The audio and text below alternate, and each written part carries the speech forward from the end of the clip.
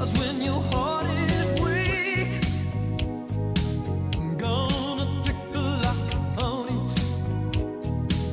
Brigitte Loïc, merci de terminer ce télématin avec nous. On va parler des cœurs fragiles et qui risquent de l'être, ces cœurs fragiles, si on se nourrit mal. Et c'est peut-être le cas de la jeunesse à laquelle s'adressent les médecins. Les médecins poussent un cri d'alarme concernant justement ces maladies cardiovasculaires, parce qu'aujourd'hui, c'est le fameux Red Day. Exactement, une journée de sensibilisation aux maladies cardiovasculaires. Et effectivement, les médecins s'inquiètent parce qu'il y a une maladie qui en France touche 1 million de personnes, qui est l'insuffisance cardiaque.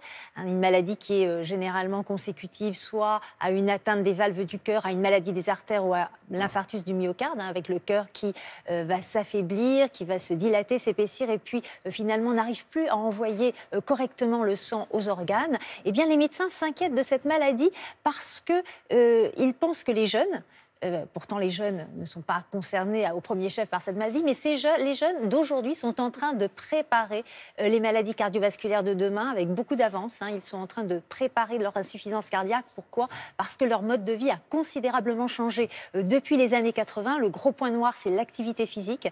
On estime qu'en 40 ans, les adolescents ont perdu, à cause de la sédentarité, ils ont perdu 25% de leur capacité cardiovasculaire. Ils passent aussi 4 à 6 heures par jour devant des écrans. Ils sont en quelque sorte recroquevillés sur des écrans et leur cage thoracique est comprimée. Et puis il y a aussi, vous l'avez dit, le mode de vie, l'alimentation, le tabagisme, l'alcool auquel les jeunes ont accès plus précocement que par le passé. Et c'est pour cela que les cardiologues s'alarment et que les cardiologues disent que tout ça fait le lit des maladies cardiovasculaires de demain. On regarde.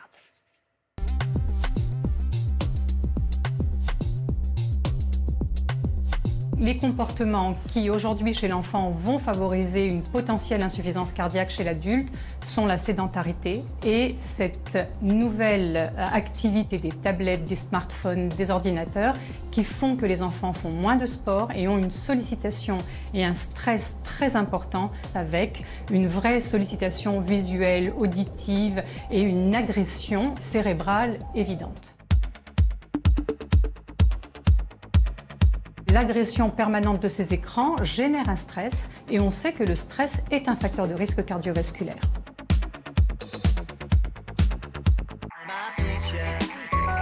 Les écrans jouent sur le sommeil de l'enfant puisque les enfants restent tard le soir sur leurs écrans et on sait que la lumière des écrans va gêner l'endormissement.